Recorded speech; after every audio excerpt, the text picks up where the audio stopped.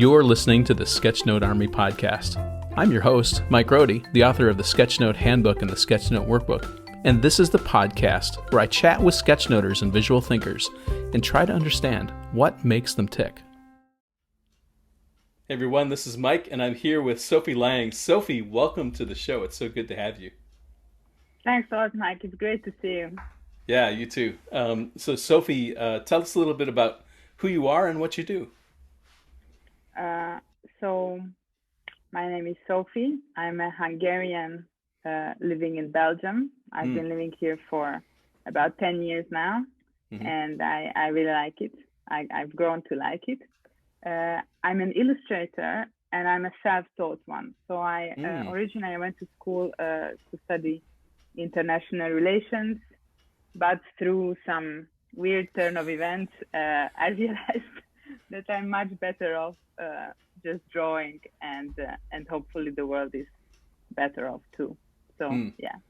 Well, that makes me curious now. You tease me with something like this. I have to hear, what is this long, winding origin story that you are hinting at here? So you probably don't know, but Belgium, and especially the capital, Brussels, is kind of place, is the capital of not only Belgium, but the European Union. European Union, yeah. And so a lot of people come here because they fell in love with somebody. And it was my story as well. So I fell in love with this guy who is now my husband, and we knew each other in high school back in Hungary, but back then it wasn't a spark, and I had to mature a little bit to appreciate how great he is. And eventually, years and years later, we met again, and we fell in love. And he was working already in Brussels, so I moved here, and it was a good decision. And I was not about to become an illustrator just then. And I thought, hey, I have this diploma in international relations. It's very good for Brussels, a lot of NGOs, a lot of international institutions. It's gonna be easy to find a job here. And I was an intern at a place, and it was at that time that I felt that something is missing, and this environment is not really for me. And I started drawing almost daily in a journal, like a visual journal. And then I realized that I really enjoy this, and there is a lot to practice here. And I was teaching myself Photoshop, and I was trying to draw infographics for work. And my boss was very encouraging toward this, and she gave me the space to well, it was an internship, so it was not I don't know, she was just encouraging, and I really, really appreciated that. She could have said, hey dude, this is not okay, don't do it. But instead I think she saw the passion in me, and that something is opening up, and she just wanted to be helpful. And so I started doing these infographics, all hand drawn, and then eventually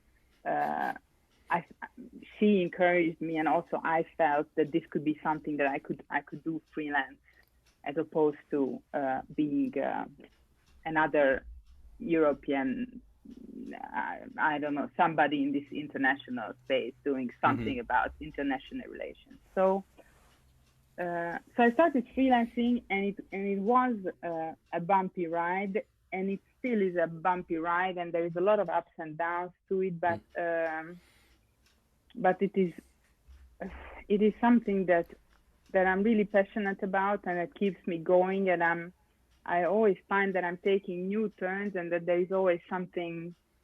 There is a next corner, and you want to see, okay, what's behind, or a curtain, not a corner. I don't know, that there is something opening up all the time, and it really keeps me going. So I would say that's the origin of how it started. So that's really interesting that you came from international relations. How has that helped your illustration, the education that you had? There must be advantages that you have when you do illustration work to have that background. Does that help you ask better questions of your customers? Are the customers typically international relation, like NGOs and such? Like, tell me a little bit about how that maybe helps you or gives you an advantage when you're doing that work. It's a very good question, and I have thought of that myself. One way is you're exactly right that there are a lot of my clients are from the NGO world, and I think that that because I come from that world, and then there is some jargon in this world, Mm, and there is a way that it's going that's a bit more behind the scenes, and because I'm familiar with this world, I think it's easier for me to be the kind of professional that these people in these circles to work with. And I think mm, I never went the graphic design route or the illustration major route. So mm-hmm, mm-hmm. so I had a lot of self doubt about that, but I do think that there is value in having maybe a more traditional education, a bit more like sociology or economics or Mm-hmm. anthropology, a bit of all of that, and then you have you're not niching down on anything, but you have a broad view of the world, and you can adapt and you can be flexible in who you're talking with. And I can be confident in a non-profit Mm, context. I can be confident in a business context because of this education. So mm. I do think in the end that it did help me just be me and just bring this kind of person into the illustration Right. world, basically. I would suspect that NGOs maybe never thought they needed illustration, and maybe until they crossed paths with you. So here you are, this kindred spirit. You speak their language, right? So you're part of this tribe of people who do this work. You understand like the direction that the whole thing is going, and the ups and downs and the shifts and perception, right? So you bring all this knowledge to the table, and then you happen to be a really good illustrator who can communicate their ideas for them. Like I could see where that would be a real benefit, right? Where some like imagine someone who comes in from the outside, they might be a great illustrator, but if they don't understand that world and how to when to push and when not to push, or which areas are opportunities and which are not, like they would sort of be in some ways be going in blind. As good as an illustrator as they might be, that's sort of a blind spot for them, and that sounds like not the case for you, which is pretty cool. I love this idea that that you are coming in as sort of this colleague, and then you're providing this. Hey, what about looking at it from this angle, right? That they may not always think about. And then there's this, as we know, visual communication is so effective. When you do that, then it starts to sort of have its own life, because I'm sure your stuff inside these organizations sort of becomes known. Oh yeah, we need a drawing. Oh, let's call Sophie, right? So, you're just known as the person which you call to take care of it, right? So that's pretty cool. There is a bit of that, and it's really nice. And I have to say that NGOs are really uh, creative. You wouldn't think your first thought wouldn't be that, oh, in NGOs there are a lot of creative people, but I have to say that these people in my experience are very passionate about the thing that they do, and they Mm-hmm. want to find the best way to get that out into the world. And Mm-hmm. if it's visual, I think people in general are understanding that visuals have a huge power, and that Mm-hmm. everybody is probably a visual learner, or most people. So Mm. so it's always good to include visuals, especially in your lengthy reports with, I don't know, 10,000 words. So Yeah. um, yeah, I do think that I have a bit of advantage there, and I also think that NGO people are just open, and they just want to communicate their message effectively, and hopefully I can help them do that. Yes, Mm-hmm. indeed. The other thing I wonder about too is because you're from Hungary and you're living in another country in Belgium, even though it's part of the EU and all that stuff, you must have a different perspective than Belgians, right, who live in the same city, right? Because you're coming from Hungary, it's now you know the language, so that's not an issue. But you just look, I would think that you look at things a little differently, and that must impact the things that you draw and the things that you notice and the way you express yourself. Is that true, or am I just am I imagining this? Um, this world, this NGO sector, it's full of international people. Mm, So it's not uncommon that we are all in Brussels, but my clients in this ex NGO, there is a Spanish, a Latvian, a mm, Polish, a Belgian, a German, and a Spanish. So I think mm, it's a very rich.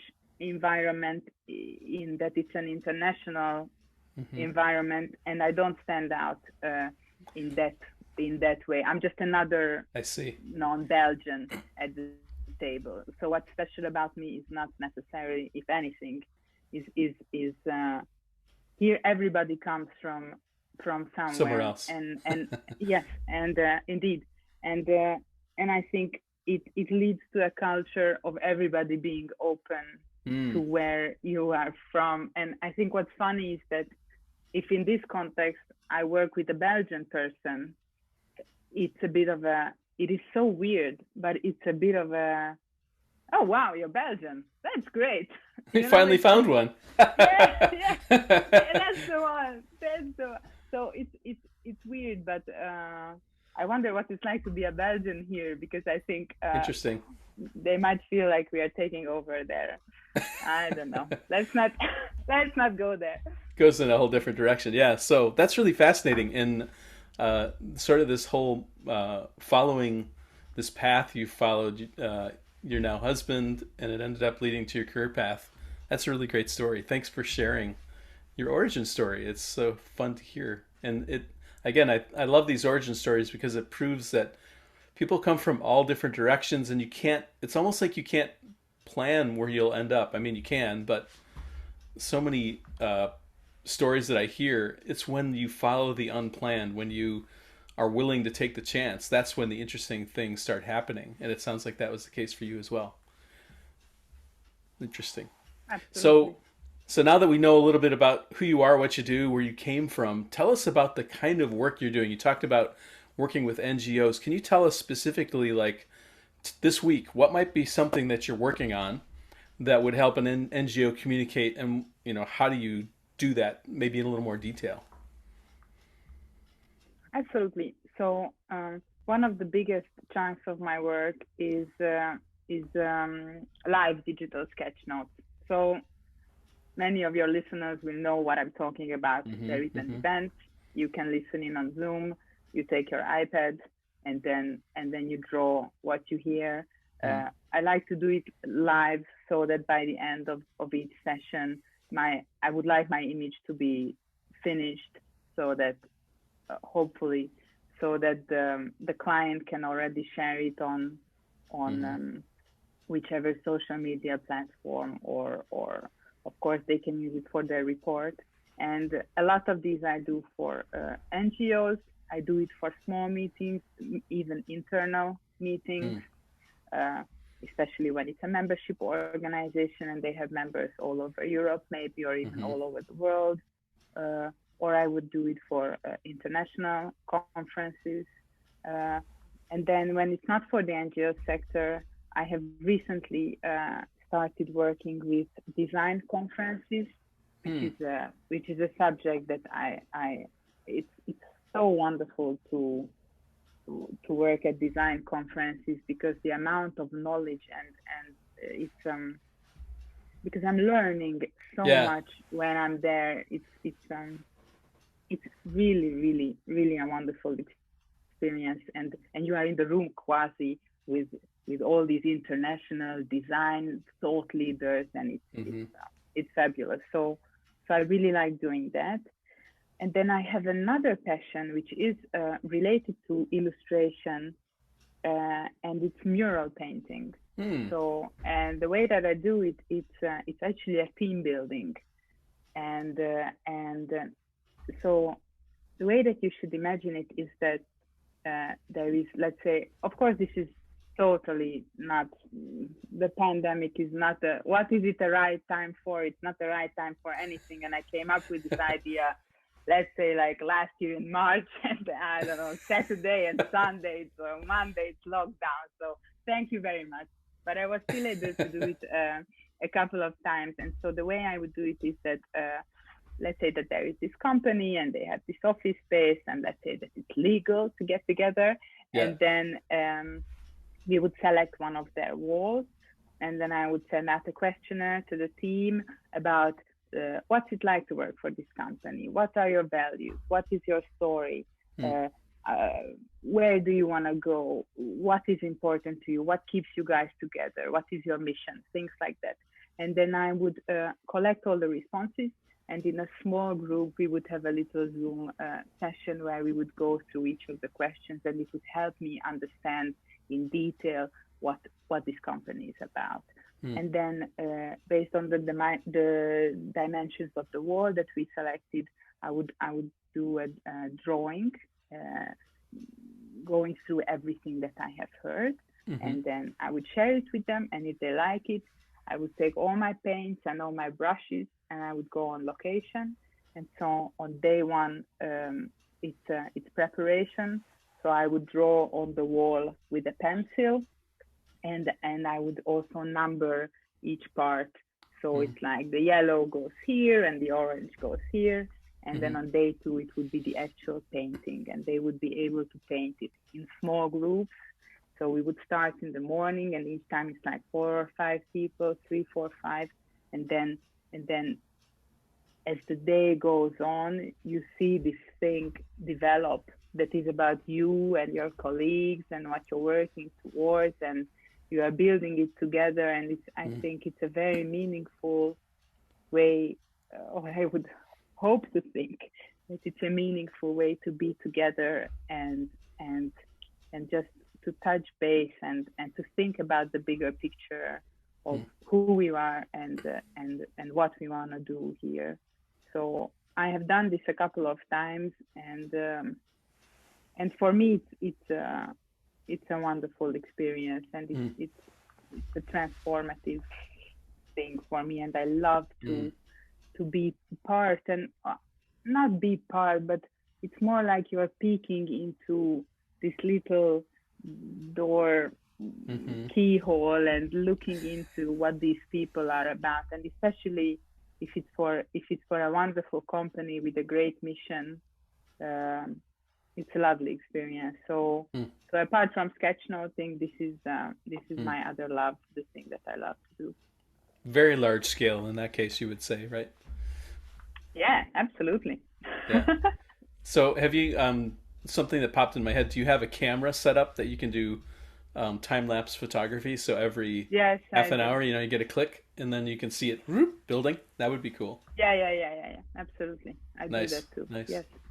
That's really great. That's really something I've never heard someone doing that. And I suspect there are people that do mural work, but then to involve the people who are in that space, whenever they're in the space, right? Because pandemic means maybe fewer people, or maybe people are coming in different days of the week, right? Because of the way things are going. But that the value of that is that they're the ones that painted it. You just were, again, facilitating them toward you facilitated what they felt, you facilitated it into imagery, you projected it onto the wall and drew it for them, numbered it so they could paint it and put it in the right colors.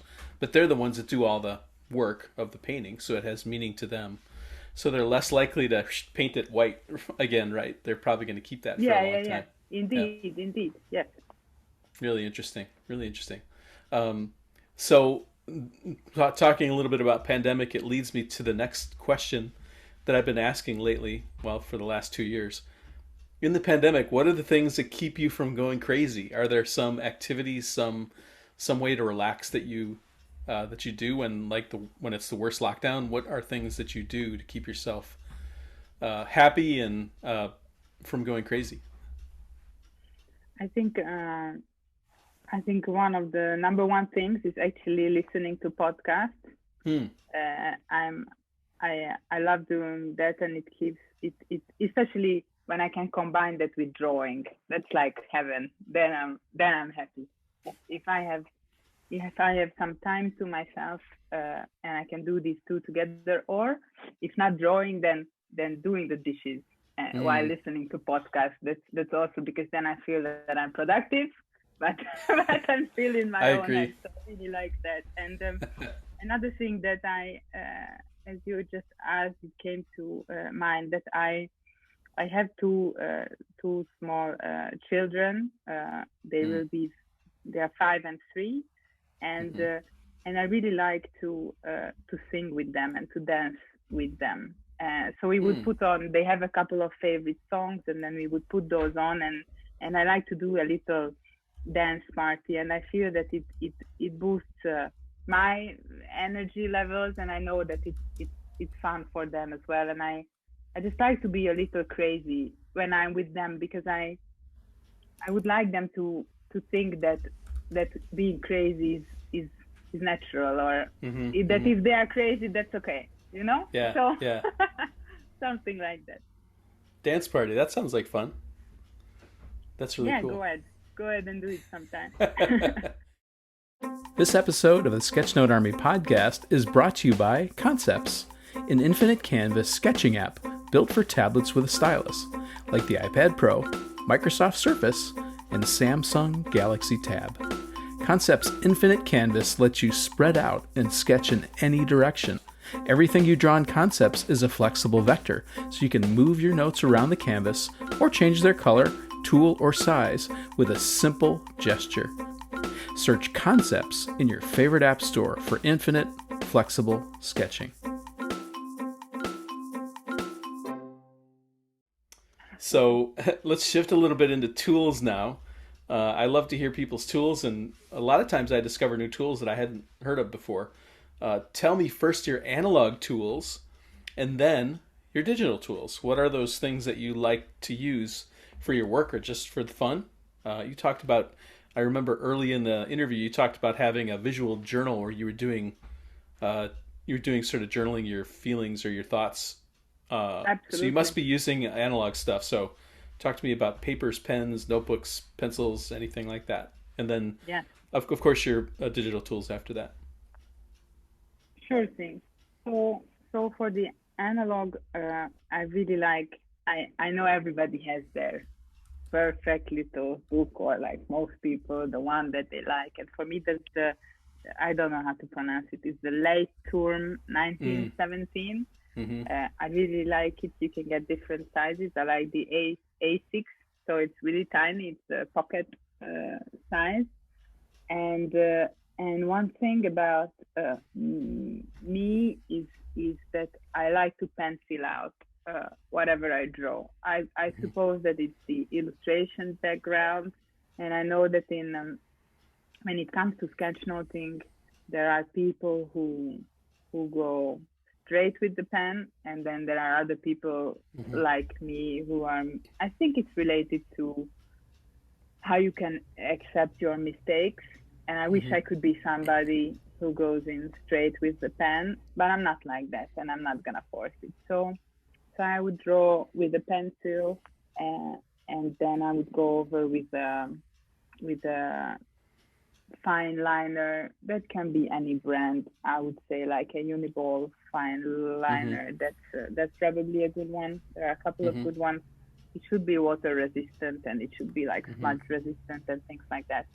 And then I have all kinds of pencils and stuff, but most recently I like using the Stabilo 68 pens. I think those have actually lovely and vibrant colors, and I like to use just one color to highlight the things that I need to highlight it. I also like the Posca, especially the black, because I like to use some heavy blacks in my drawings. I like the contrast of like white, boom, in your face, black thing. So I enjoyed that. I also have, of course, some colorful Poscas and some Molotovs, all the markers.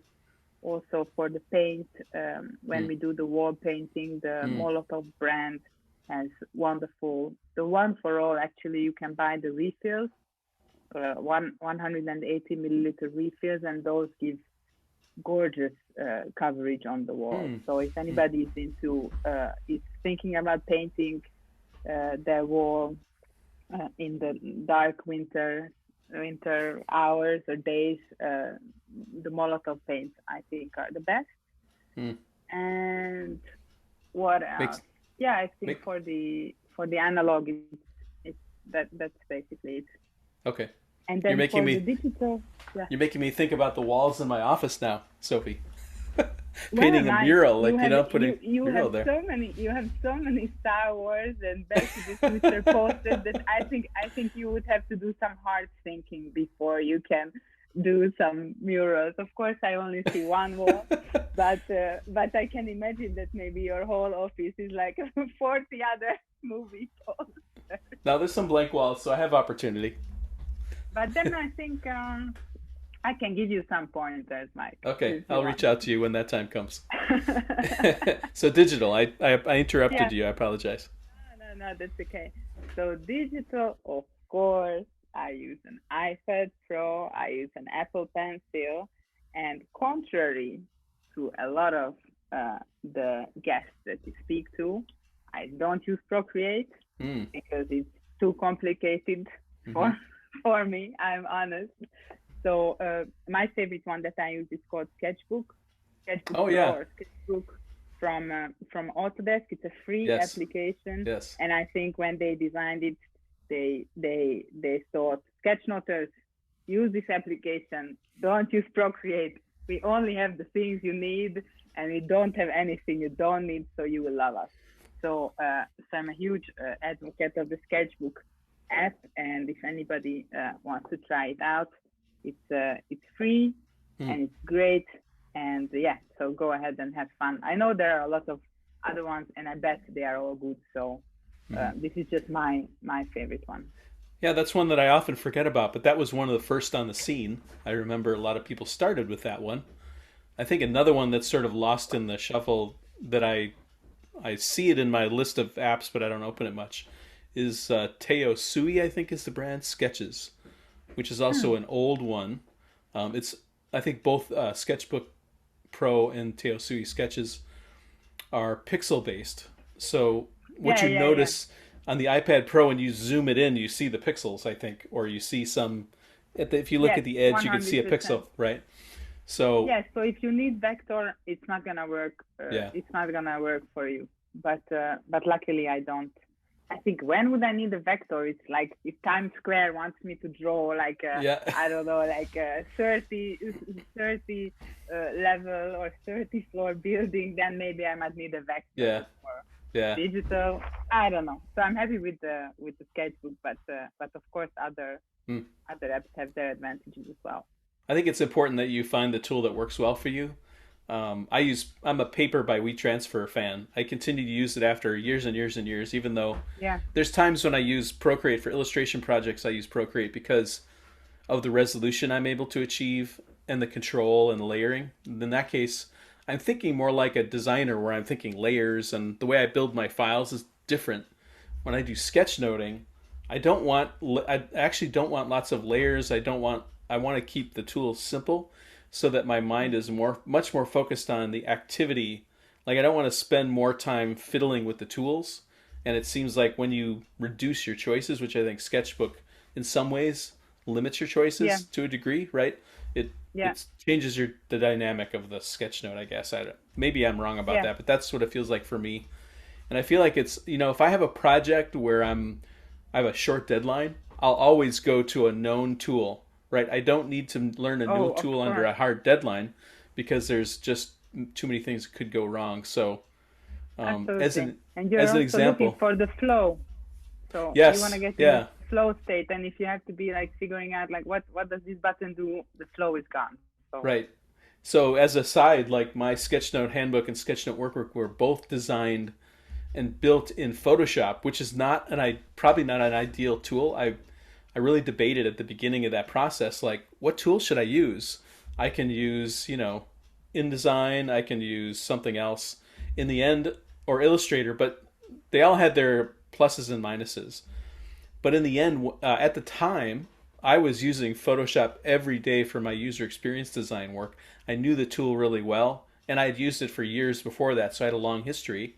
So when it came to yeah, crunch time, like, hey, you have to have this done in a month or something, right? Like, and a lot of work to be done. I needed a tool that I didn't have to think about it. I could just work in it.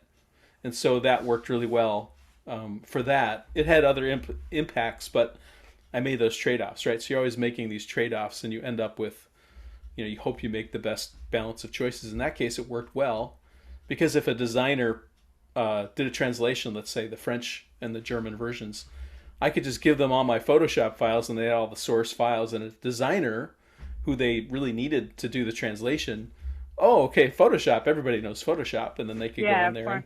and change it, right? As a professional designer, it ended up being a real plus in that way because it was easier for a designer to access and modify. So I I'm don't a know how big we. fan of Photoshop. Yeah. And now that you mentioned the Sketchnote handbook, I just wanted to say that I think it's a really, really, you must know this, but it's a really influential book. And it has launched my idea of that there is a thing like Sketchnotes. I had no idea. So how I Mm. got into this, I went to a graphic recording training. I didn't even have an Mm-hmm. idea that that existed, but okay, that existed.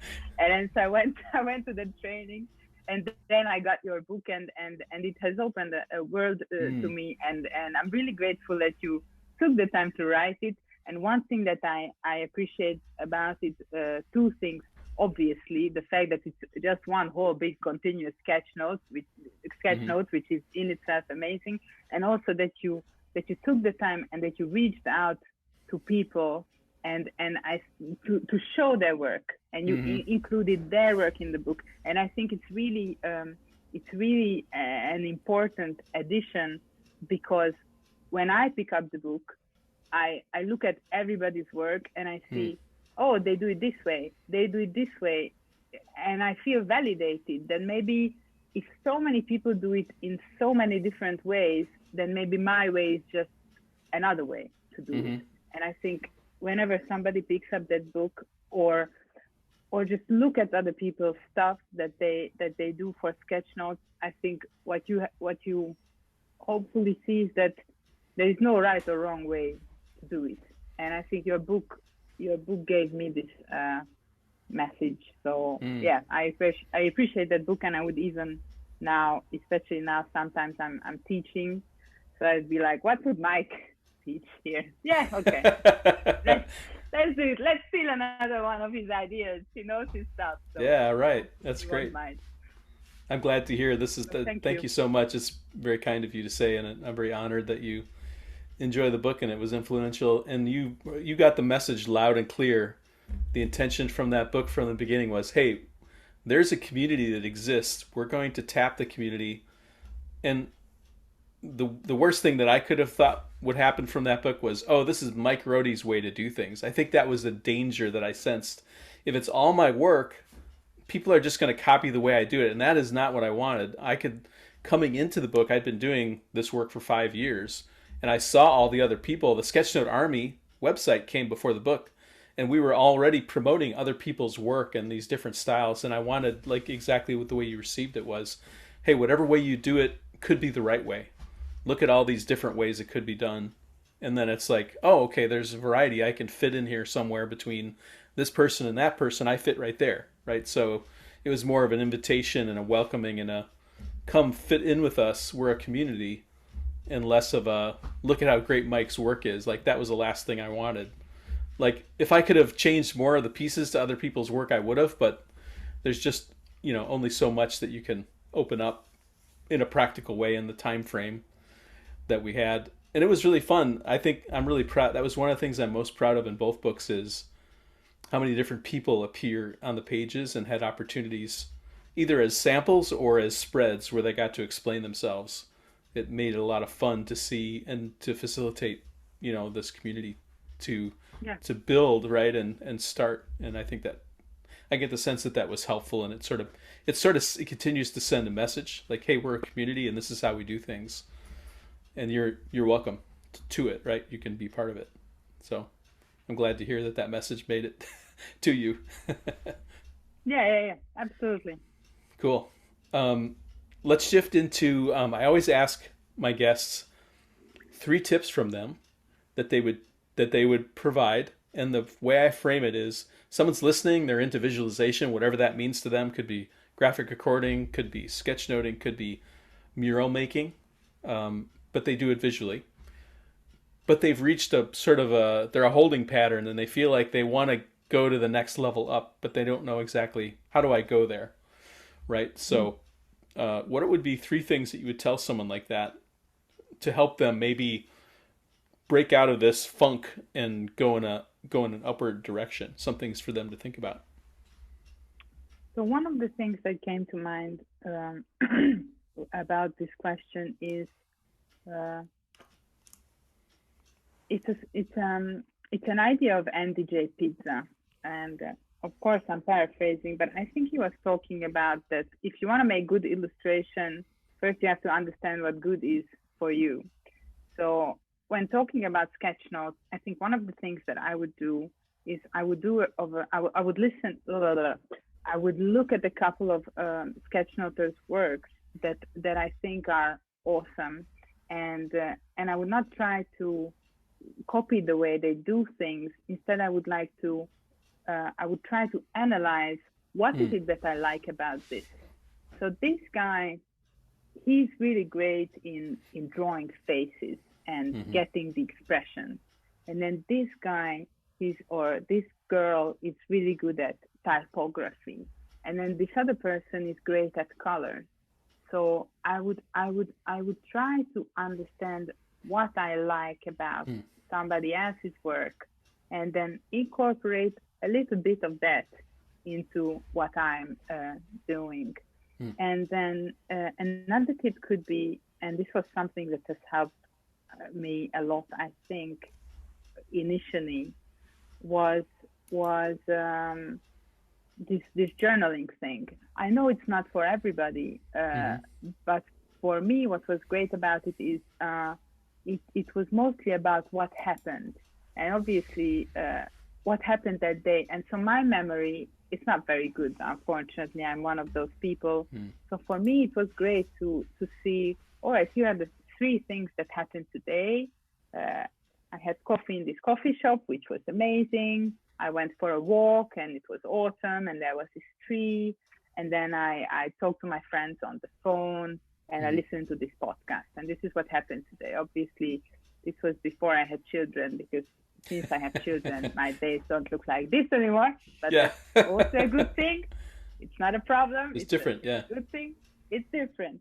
So I think what's good about this is, if you're into it, of course, is that there is just so much material that you can practice drawing. So basically what you're doing is you're just expanding your visual vocabulary, and you're thinking about metaphors. And that's what you do in Sketchnote. But the difficulty with Sketchnote is that the clock is ticking. So I would try to find opportunities to practice, to expand your visual vocabulary, and to practice your metaphors. And one way to do that is to draw in a diary or journal format. Of course, there must be other ways, but this is the way that I did it. So this would be number 2. And then number 3, I think when I started doing this, one of the things that was super difficult for me to comprehend is what you call mental cache in your book, and we spoke about this briefly. It's how on earth can I keep 3 ideas in my head at the same time? This is not possible. This is not possible. This is just too difficult. And I think people could get discouraged when they are starting out, or when they are hitting a plateau, because this is really hard. It's a hard thing, and what I would like to say is that if you keep at it, you will be surprised that 1 month later, one thing that was difficult 1 month ago, you would just find that, oh, I remember this better than I just remember more, or I can just keep more things in my head at the same time. So that would be okay, but this is not real advice. I would just say, just keep at it, don't get discouraged. And if you allow me to add a 4th point, go for it. This would be is that I told you that when I do analog work, I do the pencil thing, and when I do digital work, I do a similar thing, because I have another layer, and I have the opacity on half, and I would have my text and typography on layer 1, and then I would have all my sketches on layer 2 with this half opacity. And so what this helps me do is that, so the speaker is talking about this idea, And then I would be like, oh, I have this visual metaphor in my head, but I don't have time to draw the whole thing because I have to listen. So I go to layer number 2 and I draw something that I would say that, you know, like a little thumbnail or something. Yeah, and really then rough. and then when the speaker is like, now it's a little bit of a blah blah blah, and now I would go back to my drafts. And so this would be a little hack which works for me, and it's basically drafting. So that's what I do, because that's my style, and I think it helps me maybe make it more visual, because I don't have to, because I can do two things at the same time. You can sort of jump around a bit, yeah. Yeah, it's almost like around. it feels like in the physical world it would be like working on a sketch note in a book or a page, and you don't want to commit anything to the page yet. So maybe you get a sticky note and you do a little scribble, right? And you keep it on the side, and then you leave a space there. Yes. And then when you get done, you're like, oh, that's right. And then you would fill it in when you have the time, right? You take the time pressure out of it and you come back to it later. Yes. Because, I imagine, like me, you take maybe 10, 15 minutes after you're done, even in a one and done session, to look for typos, to see, could I move this over? Is that too big? Like all these little things that we do just to kind of finalize it. You set it, and that's the time when you can come in and, oh, there's an empty spot. Oh, that's right. Layer 4. Oh, that's right. I want to draw this, and you hide it and you draw it again, right? So something like that, I suspect, is happening. It's for commitment, folks. You said you don't want to commit, so it's for commitment, folks. That's funny. Well, those are really great tips, and thank you for 4. Once in a while, we do get more than 3, and it's fine. I always welcome them. I sort of set it at 3 so it wasn't too overwhelming. 3 is an easy number to think of, but if people have more, I'm always happy to accept more. So thank you. So Zsofi, tell us, how do we get in touch with you? Do you have a website? I know you're on Instagram, so tell us the website and your Instagram handle so we can find you and connect with you if we don't already follow you. Awesome. So I have this relatively newish account. It's called Think with a Pencil. So you can find me on Instagram at Think with a Pencil, and there is a website along with it. So it's thinkwithapencil.com, and this I keep mostly for sketchnote related things, and especially for tips and tricks on how to do different things, especially when you're a beginner.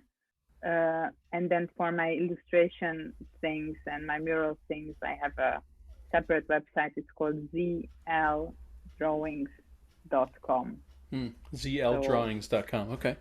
Yeah. So especially if you're interested in the mural work, I would head there. Yeah. I think people need to go check it out. I want to go check it out now, and I'm not even done with the podcast yet. So please stay another 3 minutes, Mike. Well, this has been really great, Zsofi. I have to say I love seeing your teaching that you do on Instagram. I admire that a lot.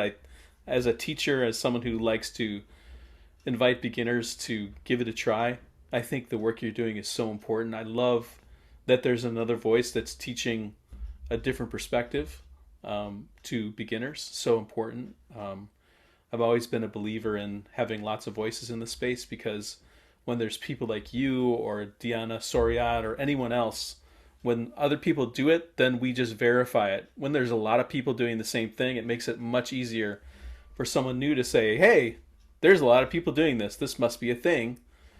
I don't identify with Mike, but I identify with Zsofi, so I'll follow Zsofi's thing. And then that's just another, it just provides all these different ways in, because we can't all be in the same place. We can't be everywhere, right? So we need a community of people all sort of going in a similar direction to draw more people in. And then that just opens up, because I think like you, or like me, you must believe people have some basic capability to visualize, right? It's built into them, and they often just don't uncover it or never have a reason to use it. So wakening them up to that, wow, I can actually make little drawings, and it's satisfying, like all these things that they are missing out on. This opportunity to bring them into it is really exciting work, and I'm so happy that you do it. And I love your style. It's just so fun and welcoming and friendly. I think that's the other thing that I really enjoy about your work, is it speaks to me as very welcoming and inviting, and it must be attractive to people who see it. I know it's attractive to me, so I just wanted to let you know you're doing really great work. I appreciate the work you're doing, and thank you for your impact in the community as well. Thank you so much, Mike. I think we are on the same page. I do think that this is that I think creativity and self-expression it's like food, and it's like water. So I think everybody has this potential, and if you feel inclined to do it, then don't get discouraged by not being where somebody else is. Just start doing it, and if it makes you happy, just continue with it. So yeah, and thank you, Mike, for I think you're a fundamental person. I suppose you don't want to be like the one person or like whatever, but you are one of the people who started this back in the day. So I appreciate that, and thank you. It has brought me a lot personally. So thank you for that. That's good to hear. You're so welcome. Thank you. Well, after all these thanks and talking about our work and hearing a little bit about Zsofi, thank you for being on the show. Thanks for making time for this. And if people are listening and they are really interested in seeing Zsofi's work, go check it out. We've got the links in the show notes. And until the next episode of the Sketchnote Army Podcast, this is Mike and Zsofi signing off for another episode. Talk to you all soon. Awesome. Bye. Thank you. Bye. Bye. The Sketchnote Army Podcast was created by me, Mike Rohde, and brought to you by Rohdesign Studios. It's produced and edited by Alec Polianis of Amp Creative Studios. The theme music was created by John Schiedermeyer. To support the creation of this show, I invite you to buy one of my books, the Sketchnote Handbook or the Sketchnote Workbook. You can find the books on Amazon or go to peachpit.com and use the code ROHDE40 for 40% off. Please share this podcast with other visual thinking friends, and be sure to leave a nice rating on iTunes or your favorite podcast listening app so others can find the show.